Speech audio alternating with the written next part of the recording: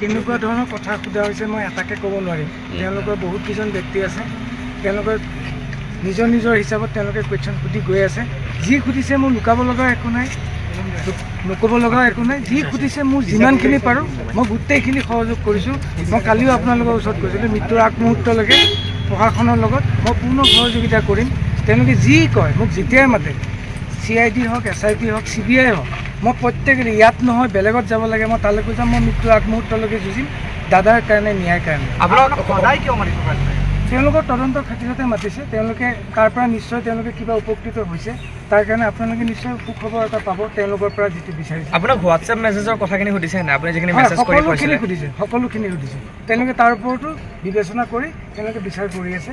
আপোনালোকে নিশ্চয় তেওঁলোকৰ পৰা ভাল খবৰ পাব। আপোনাক তেওঁলোকৰ লগতে ৰাখিছে, খৰচ কৰি দিয়া নাই? নাই, মই ঘৰত গৈছোঁ। ডেইলি মোক ৰাতিপুৱা যিটো টাইম কৈছে মই তাৰ এডভান্সলিয়ে মই আহি দিছোঁ। জুবিন দাক যেতিয়া আপুনি লৈ গৈছিলে, দুদিন ধৰি মেডিচিন দিয়া হোৱা নাই বুলি কৈছিলে, মই লৈ যোৱা নাছিলোঁ। আপোনালোকে এটা বস্তু মই ক্লিয়াৰ কৰিব বিচাৰিছোঁ, মই এজন আমাৰ বাকী আঠজন যেনেকৈ মিউজিচিয়ান থাকে, আমাৰ চাউণ্ড ছিষ্টেম থাকে, আমাৰ গাড়ীৰ ড্ৰাইভাৰ থাকে, আমি সকলোৱে এটা মেনেজমেণ্টৰ আণ্ডাৰত আমাক যেতিয়া কয় য'ত যাবলৈ কয় আমি তালৈকে যাওঁ। তেওঁলোকে য'ত যাব দিয়ে, য'ত থাকিব দিয়ে আমি তাতে থাকোঁ। আমি সেই মেনেজমেণ্ট আমি দাদাক লৈ যাব নোৱাৰোঁ। সকলোতে মোক নেদেখে। মই দাদা যোনদিনা দাদাক ইয়াতে লৈ অহা হৈছিল সেইদিনাখন ময়ো একেলগে আহিছোঁ। সেইদিনাখনৰ পৰা মই ঘৰত আছোঁ। মোৰ ফোন, মোৰ সকলো বস্তু প্ৰশাসনে চিজ কৰিছে। সেইকাৰণে মই বৰ্তমান ময়ো আপোনালোকৰ নিচিনা একেই, যে ক'ত আছে তেওঁলোক ময়ো সঁচাকৈ গম নাপাওঁ। প্ৰশাসনে তাৰ বিচাৰ দিব। সৰু সজাত থাকোঁতে দাদাৰ অন্ত্যেষ্টিক্ৰিয়াৰ সময়তো মই সদায় যিহেতু ষ্টুডিঅ'ত মই আজি 10-15 বছৰে ৰেকৰ্ডিং কৰি আছিলোঁ, সেইটোতো বেলেগেই। দাদাৰ লগত নিজৰ এটা হাই ফুল অফ ৰিলেশ্যন এটাত আছিলোঁ। মইনো চবেই যিহেতু যাব বিচাৰে, মইনো কিয় নিবিচাৰিম? মই আজি নহয়, মই প্ৰত্যেক দিনে বিচাৰি আহিছোঁ। কিন্তু প্ৰশাসনৰ যিটো তাগিদা থাকে তেওঁলোকৰ মতে মই চলিব লাগিব, যিহেতু মই এটা আইনৰ কাৰ্যৰ ভিতৰত আছোঁ। কেনেকুৱা ধৰণৰ কথা সোধা হৈছে মই এটাকে ক'ব নোৱাৰিম। তেওঁলোকৰ বহুত কেইজন ব্যক্তি আছে, তেওঁলোকে নিজৰ নিজৰ হিচাপত তেওঁলোকে কুৱেশ্যন সুধি গৈ আছে। যি সুধিছে মোৰ লুকাব লগা একো নাই, নক'ব লগা একো নাই। যি সুধিছে মোৰ যিমানখিনি পাৰোঁ মই গোটেইখিনি সহযোগ কৰিছোঁ। মই কালিও আপোনালোকৰ ওচৰত কৈছিলোঁ, মৃত্যুৰ আগমুহূৰ্তলৈকে প্ৰশাসনৰ লগত মই পূৰ্ণ সহযোগিতা কৰিম।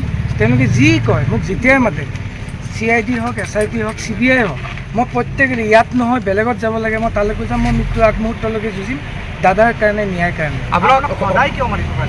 তেওঁলোকৰ তদন্তৰ খাতিৰতে মাতিছে। তেওঁলোকে তাৰ পৰা নিশ্চয় তেওঁলোকে কিবা উপকৃত হৈছে, তাৰ কাৰণে আপোনালোকে নিশ্চয় সুখবৰ এটা পাব তেওঁলোকৰ পৰা যিটো বিচাৰিছে। আপোনাক হোৱাটছএপ মেছেজৰ কথাখিনি সুধিছে নে? আপুনি যিখিনি মেছেজ কৰি কৈছিলে সকলোখিনি সুধিছে। তেওঁলোকে তাৰ ওপৰতো বিবেচনা কৰি তেওঁলোকে বিচাৰ কৰি আছে। আপোনালোকে নিশ্চয় তেওঁলোকৰ পৰা ভাল খবৰ পাব। আপোনাক তেওঁলোকৰ লগতে ৰাখিছে, খৰচ কৰি দিয়া নাই? নাই, মই ঘৰত গৈছোঁ। ডেইলি মোক ৰাতিপুৱা যিটো টাইম কৈছে মই তাৰ এডভান্সলিয়ে মই আহি দিছোঁ। জুবিন দাক যেতিয়া আপুনি লৈ গৈছিলে, দুদিন ধৰি মেডিচিন দিয়া হোৱা নাই বুলি কৈছিলে, মই লৈ যোৱা নাছিলোঁ। আপোনালোকে এটা বস্তু মই ক্লিয়াৰ কৰিব বিচাৰিছোঁ, মই এজন আমাৰ বাকী আঠজন যেনেকৈ মিউজিচিয়ান থাকে, আমাৰ চাউণ্ড ছিষ্টেম থাকে, আমাৰ গাড়ীৰ ড্ৰাইভাৰ থাকে, আমি সকলোৱে এটা মেনেজমেণ্টৰ আণ্ডাৰত আমাক যেতিয়া কয় য'ত যাবলৈ কয় আমি তালৈকে যাওঁ। তেওঁলোকে য'ত যাব দিয়ে, য'ত থাকিব দিয়ে আমি তাতে থাকোঁ। আমি সেই মেনেজমেণ্ট আমি দাদাক লৈ যাব নোৱাৰোঁ। সকলোতে মোক নেদেখে। মই দাদা যোনদিনা দাদাক ইয়াতে লৈ অহা হৈছিল সেইদিনাখন ময়ো একেলগে আহিছোঁ। সেইদিনাখনৰ পৰা মই ঘৰত আছোঁ। মোৰ ফোন, মোৰ সকলো বস্তু প্ৰশাসনে চিজ কৰিছে। সেইকাৰণে মই বৰ্তমান ময়ো আপোনালোকৰ নিচিনা একেই, যে ক'ত আছে তেওঁলোক ময়ো সঁচাকৈ গম নাপাওঁ। প্ৰশাসনে তাৰ বিচাৰ দিব। সৰু সজাত থাকোঁতে দাদাৰ অন্ত্যেষ্টিক্ৰিয়াৰ সময়তো মই সদায় যিহেতু ষ্টুডিঅ'ত মই আজি 10-15 বছৰে ৰেকৰ্ডিং কৰি আছিলোঁ, সেইটোতো বেলেগেই। দাদাৰ লগত নিজৰ এটা হাই ফুল অফ ৰিলেশ্যন এটাত আছিলোঁ। মইনো চবেই যিহেতু যাব বিচাৰে, মইনো কিয় নিবিচাৰিম? মই আজি নহয়, মই প্ৰত্যেক দিনে বিচাৰি আহিছোঁ। কিন্তু প্ৰশাসনৰ যিটো তাগিদা থাকে তেওঁলোকৰ মতে মই চলিব লাগিব, যিহেতু মই এটা আইনৰ কাৰ্যৰ ভিতৰত আছোঁ।